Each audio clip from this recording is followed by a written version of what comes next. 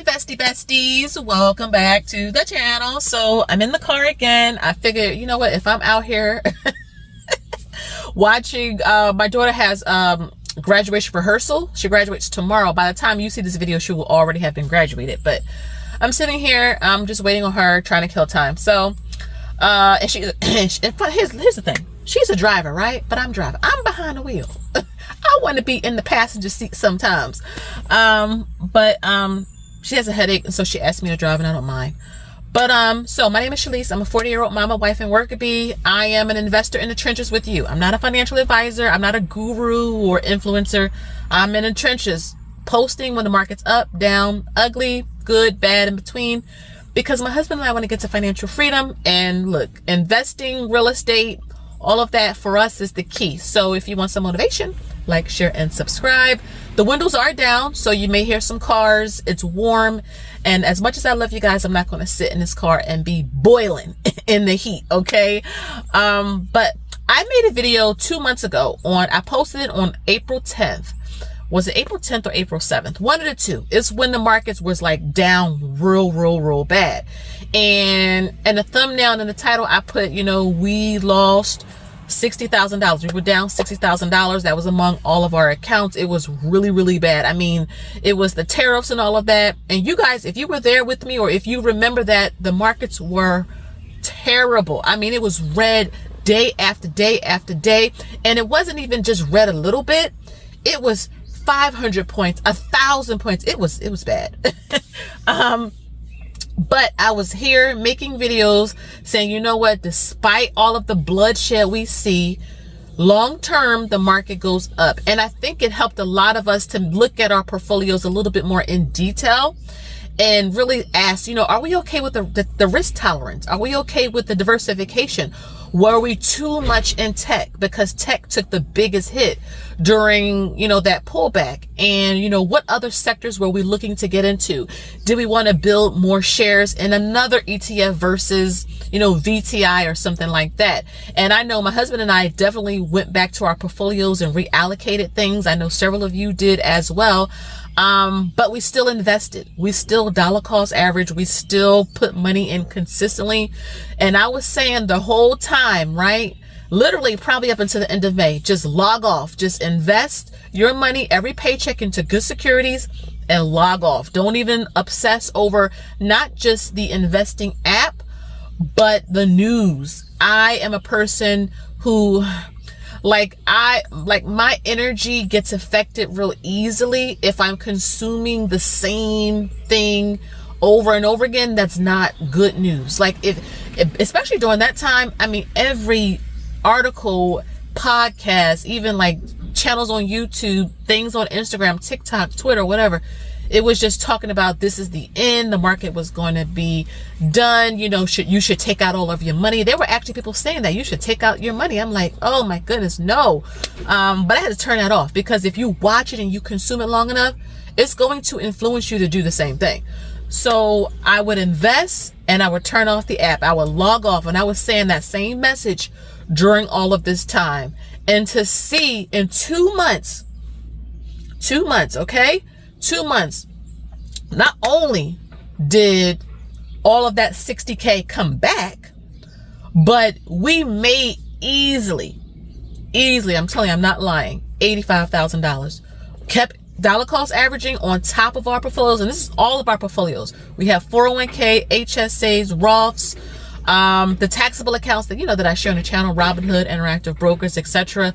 Like, our portfolio with the retirement and investments is easily almost 800,000. Just the market. I mean, have you been looking at it the past 2-3 weeks? I mean, it's been coming back, and just consistently dollar cost averaging. I'll give you one great example. I'll give you a screenshot of the 401k where you see that low, like on April like 8th. It was like at 317 or something like that. It was dropping. I mean, it was dropping. 317-ish. Now, if you look at it today, it's at 380 something, 383 or something like that. Crazy. So you're talking just with that one account, 27, 37, 47, 57, 67, 77. Almost, that's over $60,000. Now, we did continue our contributions, but we did not put no $60,000 in 2 months. 99% of that was the market just coming back. We just continued the dollar cost average, and you see right up on your screen, just one account.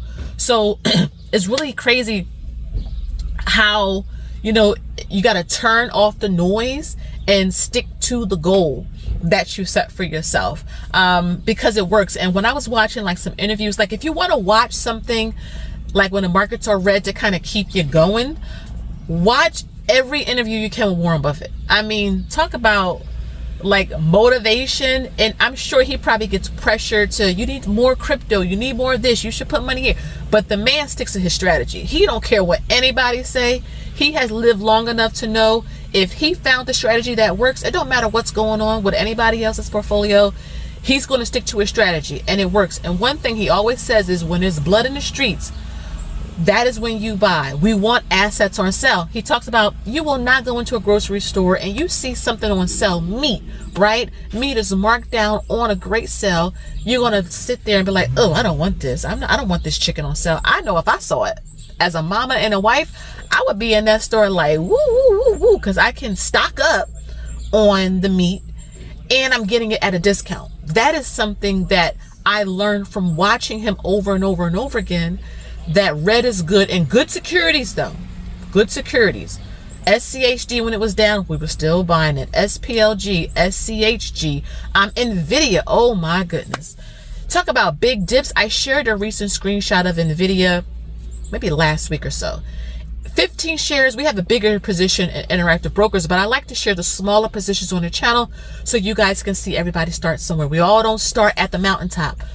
All of us were buying little shares, one at a time, sometimes a half a share, a fraction of a share, putting in like $25 here and there into an account, and it all adds up, right? And if you just get hung up on, oh, I need a lot of shares, you're never going to start.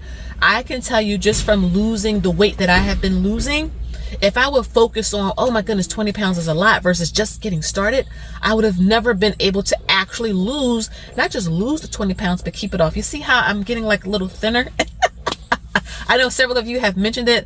Again, just trying to keep this 150 pounds, because at 40 it's hard to lose weight. And you know, with the medical history in my family of diabetes and high blood pressure, I just didn't want to have that. I'm not on any medication. I only take vitamins. And again, this is with me having 2 breast surgeries because I've had 2 lumps in the past. So again, taking care of myself. But if I would have been so hung up on 20 pounds is a lot versus just getting started, I would have never gotten started. So I hope that you guys take some motivation from this video today. And it's not bragging at all, but it's being real. It's being realistic. It's having a realistic expectation to the markets and sticking to the strategy. And I don't want to have to obsess over our portfolio. I know it works, and I'm going to just dollar cost average no matter what the market is doing. And we all love green days. I love green days, but when the red days come and we have some extra money, we put some extra money into the market so that we can buy low, and then as a result, our position will increase higher. So I hope that you guys enjoyed today. Let me know how your positions, I mean, if you were investing back in April, all of your positions should be in the green somewhat, or at least you're starting to see the return of your positions, you know, being that it's the beginning of June. But let me know how you guys are doing. You can see some of the kids are being let out from their graduation rehearsal. So I'm going to go and enjoy the rest of the day with my daughter. I cannot believe she graduates tomorrow from high school. We did have her graduation party this past weekend. And so it's been fun. It's a fun time to enjoy with her. And now we're just kind of getting all the stuff set up for college and decorating her dorm room and meeting her roommate.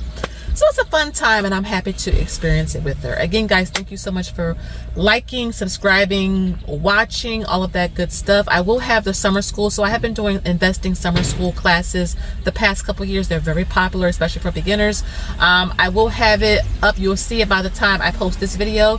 Check out my website. The link is directly below. That way you can kind of see the different sessions. I will have, by popular demand, a relationship session where my husband will be my special guest in that private session. So bring all your relationship, marriage questions, because it is the big part of the financial journey, is choosing right mates. How do you handle conflict resolution, joint accounts, separate accounts, all of that type of stuff. So all of that will be in the summer sessions, and we'll start in July. So again, guys, I hope that you enjoyed the video, and I'll see you all in my next one. Bye-bye.